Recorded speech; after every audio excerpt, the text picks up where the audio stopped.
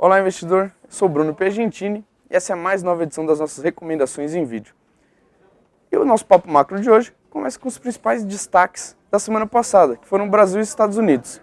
Por aqui tivemos o pior resultado primário do governo central para o mês de junho, um déficit de 8,2 bilhões de reais, culminando no primeiro déficit também num primeiro semestre, desde o início da série histórica, de 1,59 bilhões. Ainda em âmbito fiscal, a agência de classificação Standard & Poor's alterou a perspectiva de nota do Brasil para negativa, trazendo à tona o risco de rebaixamento de rating e perda de grau de investimento no Brasil, que seria muito negativo.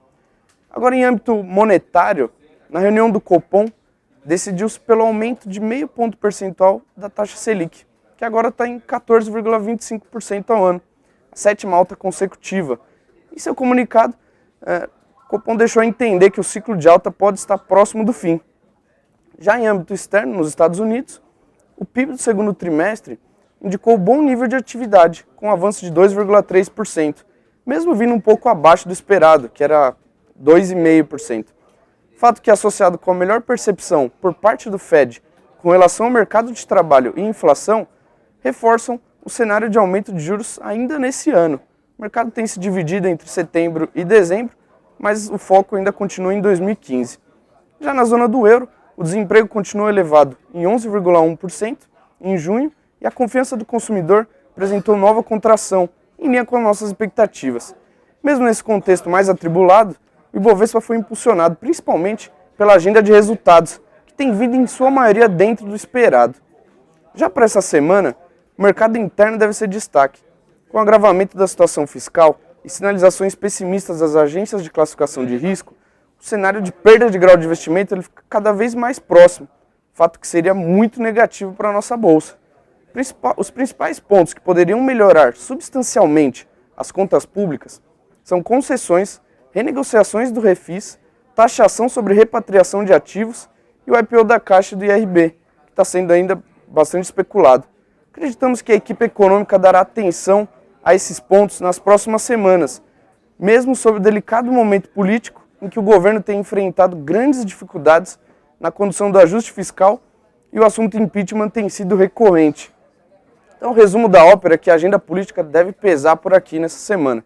Em termos de indicadores, PMI de serviços, taxa de desemprego e PCA de julho reforçam um tom mais negativo internamente, e a ata do Copom guiará expectativas sobre se, de fato, o ciclo de aumento da Selic se encerrou. Na zona do euro, mais do mesmo, com números de atividade industrial e do setor de serviços do bloco, e o destaque externo fica com os Estados Unidos, e a criação de vagas formais e taxa de desemprego, além também do nível de gasto pessoal, que devem confirmar o bom nível de atividade. Outro ponto importante é que os discursos dos representantes do Fed tornam-se cada vez mais importantes pela proximidade de setembro, que parte do mercado entende que o aumento de juros deve ocorrer, enquanto outra acha que somente em dezembro isso vai vir à tona. Então, nessa semana, a Bolsa deve sentir os efeitos do risco de rebaixamento de rate soberano por aqui e as dificuldades em âmbito político e fiscal do governo. Ainda assim, temos algumas recomendações para você, investidor, mesmo nesse contexto. E quem vai falar um pouquinho com vocês sobre isso é o analista Felipe Silveira. Eu fico por aqui. Boa semana e bons negócios.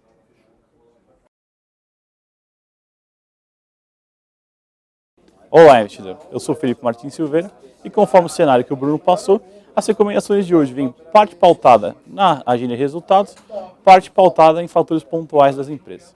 As recomendações são Múltiplos, CETIP, Ultrapar, Ambev e ASTT.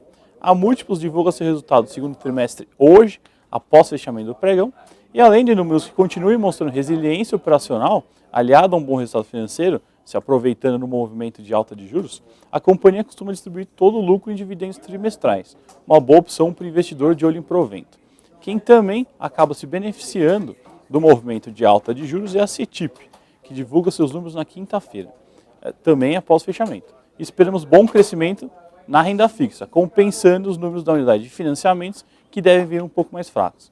E como há múltiplos, a CETIP deve divulgar o pagamento de proventos trimestrais. Nesse caso, o payout costuma ser de 85%. Outro resultado que sai nessa semana é o da Ultrapar.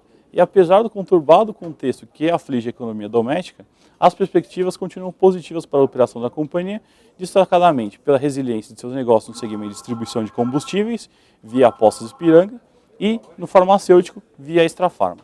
Fugindo um pouco da agenda de resultados, aproveitamos para falar de Ambev, que vem implementando diversas medidas no mercado interno para mitigar o fraco cenário de vendas, especialmente em termos de fidelização de bares. Além disso, a companhia vem realizando investimentos direcionados a ampliar a participação em mercados com potencial de crescimento, como a América Central e Canadá, fato que já trouxe reflexos no resultado divulgado recentemente.